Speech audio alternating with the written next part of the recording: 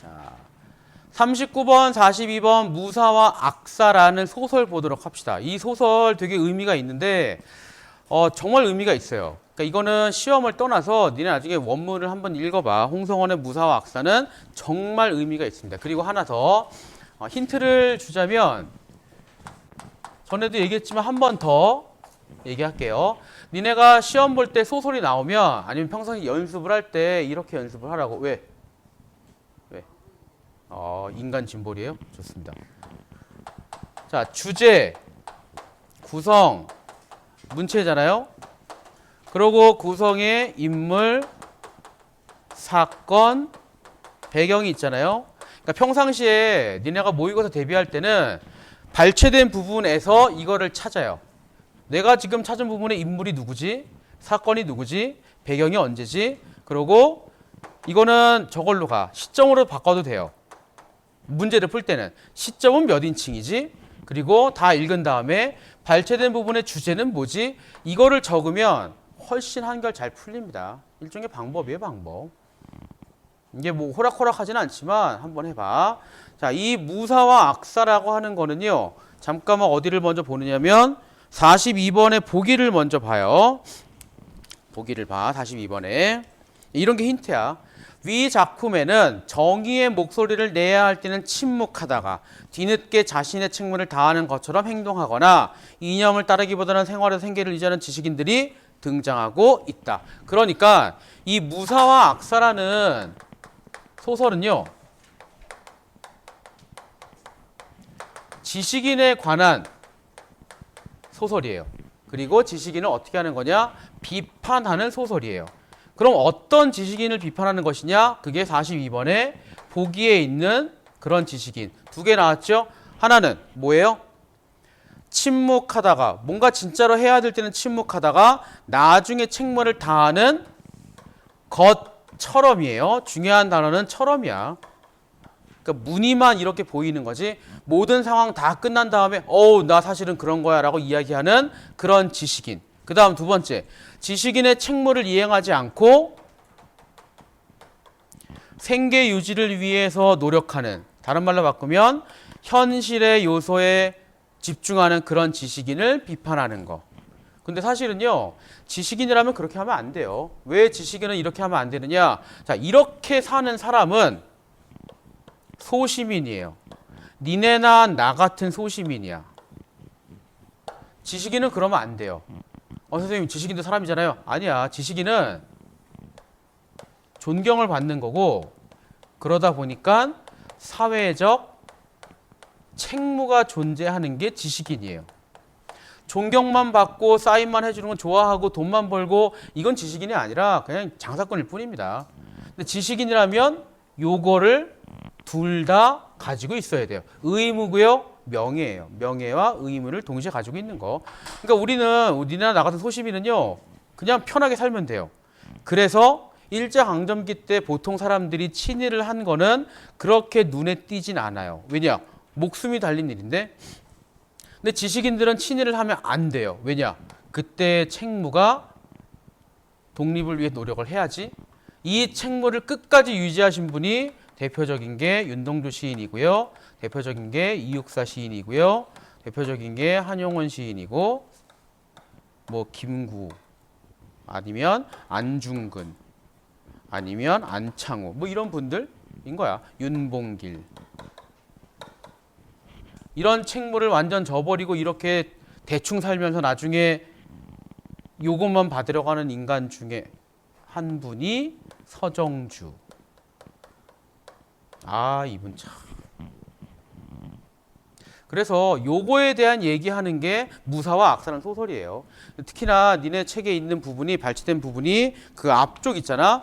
중략줄거리 앞쪽은요. 거기 주인공이 물론 나지만 여기에 나오는 주요 등장인물은 김기범이라는 사람입니다. 김기범은 지식인이에요.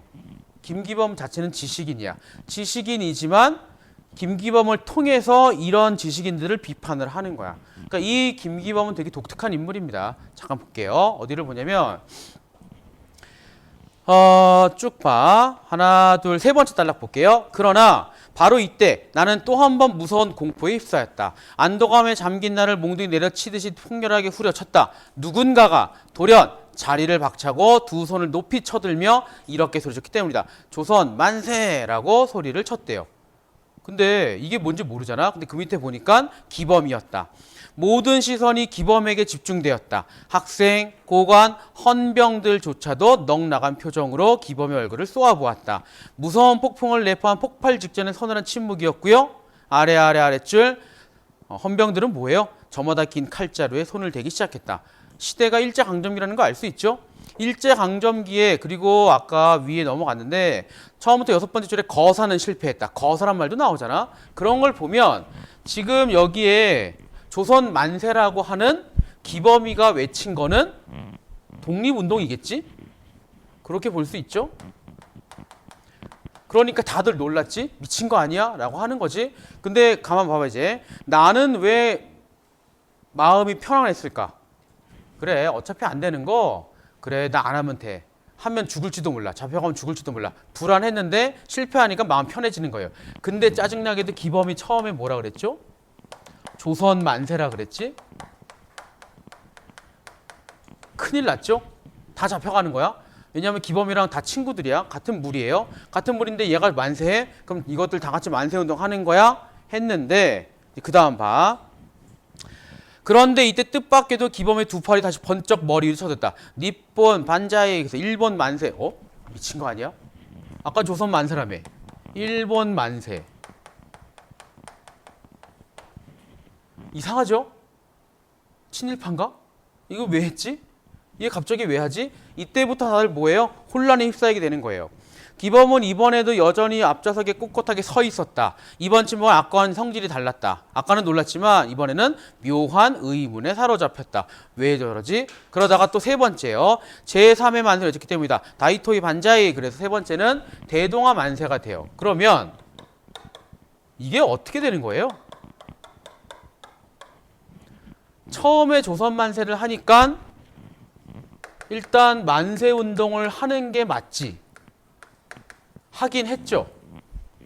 그런데 이거를 하고 이거를 하면서 결국 뭐예요? 조선 만세, 일본 만세, 아시아권 다 만세 하니까 이 만세 삼창이 결국 뭐가 돼요? 일본의 제국주의에 협력하는 게 되지. 그러니까 다들 긴장을 푼 거야. 아, 저 사람이 일본의 정책에 협력하고자 하는 거구나 해서 긴장을 해소한다고. 근데 그러면서 또 뭐가 기가 막힌 거예요? 요것도 하긴 한 거야.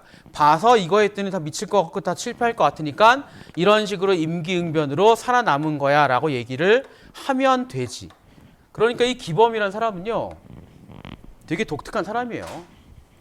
그 얘기가 앞에 있는 얘기야. 자, 그 다음 중략줄거리 다음을 넘어갈게요. 그래서 그 오일규라는 사람이 죽었는데, 자, 오일규는 누구냐면 결정적인 거 봐. 오른쪽 단의 두 번째 줄.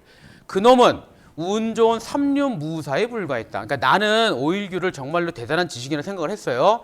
뭐 이렇게 선도적으로 무엇도 하고 나가서 무엇도 하고 행동도 하고 막 했는데 기범이가 볼 때는 삼류무사 따위야.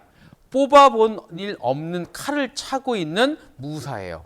이게 결정적이에요. 이게 뭐예요? 요거죠? 실제로 행동하지 않은 거지. 윤동주나 이육사 같은 분이 아닌 거죠. 한 번도 칼을 빼본 적이 없어. 근데 칼을 있다고 자꾸 자랑은 해. 난 뭔가 할 거야. 근데 실제로 하진 않아. 나는 세상이 가장 혼탁할 때는 일규가 어디 있는지 본 일이 없다. 일제강점기나 아니면 뭐 산업화 시대나 그런 걸 얘기하는 겁니다. 정작 지식인이 필요할 땐 본 적이 없어. 그놈이 칼을 뽑았을 때는 누군가가 위기를 제거 더없이 편안해진 후야. 그러니까 삼류무사라고 하는 겁니다. 그러니까 영화에서도 다 해결된 다음에 나오는 그런 양아치 같은 사람들 그런 걸 얘기하는 건데 그랬더니 너는 그렇다면 왜 일규를 그렇게 친하게 지냈느냐? 결정적인 건 뭐예요? 세상은 주인이 필요하다. 광대 같은 주인. 어쨌든 누군간 있어야 할 것 말이냐. 아래요. 일규는 그런 간판 구실을 잘해내기 때문이다. 그러니까 니네 같은 데 속았다. 그런 얘기 아닙니까? 좋아. 나는 그래. 일규 쪽에서 왜 너를 필요로 하지? 자, A를 보세요. 중요한 것 중에 하나예요. 무사가 칼을 차고 지나가면 그 뒤에는 악사가 있어야 돼요. 왜냐? 무사는 자기 입으로는 자찬의 노래를 읊을 수가 없어요. 유치하기도 하고 찝찝하기도 하고 악사는 바로 이런 때를 대비했다가 무사 눈 달아올 때 재빨리 악기를 꺼내 황홀한 음악을 탄금, 음악을 연주하는 것이다. 이것이 바로 무사와 악사가 서로를 경멸하면서도 사이좋게 살아가는 우정이다. 이게 5.1규죠. 죽은 사람? 이건 자기예요. 김기범. 그러니까 김기범이라는 사람은 자기 자신을 냉철하게 평가를 하긴 합니다. 물론 자기도 되게 안 좋은 건 맞는데 전혀 모르고 사는 것보다는 그래도 자기가 어떤 존재인지 알고 자기 본인 스스로 막 까고 디스하고 그게 낫죠. 이 둘은 서로 돕는 처지. 하지만 둘 다 나빠요. 그게 이 글의 핵심이에요. 니은 봐요. 즐거움이라고? 그래, 너 무슨 즐거움 살았느냐? 아, 이거 되게 슬퍼요. 김기범이 뭐래요? 우리에겐 아프지 않고 배고프지 않은 것 정도면 된다. 그게 즐거움이야. 밑에 살아남아서 고마울 뿐이다. 쭉 내려가요. 거기서 한 6, 7줄 내려갈게요. 내 말은 순서가 틀렸다. 나는 사는 의미를 죽이기 위해서. 왜? 겨우겨우 살아왔다는 얘기예요. 세상은 서푼어치, 그러니까 1,000원짜리 밥을 나에게 먹여주고 중요한 말, 우리한테 너무나 고통들을 강요했다. 그러니까 나는 굳이 살고 싶지 않아. 그런 이야기입니다. 너도 정신 올바로 바뀌었으면 너 한번 돌이켜봐. 일제시대, 대동아전쟁, 이거 그 태평양 전쟁이요. 조국의 해방, 분단, 6.25, 동족상잔, 4.19, 5.16. 그때 너 뭐 했느냐? 그때 너는 어디에 있었느냐? 네가 한 게 뭐냐? 그때 너나 나나 한 것은, 유일하게 한 거는 살아남은 것 뿐이다. 그러니까 다 비판하는 거야. 우리는 요거 위에 살았던 것 뿐이야. 여기 있는 나는요, 어디 교수예요. 교수도 지식인이거든요. 지식인인데 그냥 지식인이라고 하는 존경만 받고 그리고 5.1규를 앞에 내세워서 우리는 지식인이야 그러고 살았던 것 뿐입니다. 근데 지금 막 까고 있는 거지. 막 다 얘기하죠. 현실적인 얘기를 다 하죠. 아랫줄이요. 우리도 그냥 똥이나 싸고 아침 저녁 자식들이나 만들었을 뿐이야. 우린 대체 무얼 했느냐? 대체 그들이 무얼 했길래 반민특위를 조직한 거냐? 이게 무슨 소용이 있느냐? 실제로 뭘 했느냐? 또 정권이 바뀔 때마다 엄청 얘기 쏟아져와. 이거 의미가 있느냐? 리을 봐요. 그 리을 앞에 나올 뿐이다. 뿐입니다. 큰 의미가 없어요. 무수한 양심이란 것들이 그것들의 진행을 목격했지만 맨 오른쪽 아무도 끽소리 없었다. 조용했다는 얘기죠. 지식인이 외면했다는 이야기지. 그 많은 정의 양심들은 다 어디 틀어박혀 있는 것이냐. 이게 바로 네가 말하는 고결하고 존경받을 의인의 삶이라는 것이냐. 우리는 모두가 악사다. 무사님들이 이거 비판이에요. 작업을 하실 때 우리는 뒷전에서 잘한다. 올소하고 소리내서 주면 되는 것이다. 그렇게 죽지 않고 배나 골치 않으면 우리가 사는 즐거움인 것이다. 그래서 이 이후에 어떻게 되냐면 김기범은 시골로 떠납니다. 이름 바꾸고요. 시골에 가서 나름 봉사하며 살다가 죽어요. 그 죽은 얘기가 사실 이 소설 처음에 나온다고. 김기범의 입을 통해서 지식인들을 비판하는 게 홍성원의 무사와 악사라고 하는 소설이에요. 문제는 다음 시간에 풀고요. 니네 다음 시간에 어디까지 풀어오냐면요. 일단 45까지 풀어오고요. 이제 2018학년도 11월 걸로 갑시다. 몇 쪽이냐면 2017학년도 145쪽에 있는 2017학 11월 고2 거 이제 11월 대비를 해야 되니까 이거 15번까지 풀어오세요. 오늘은 여기까지.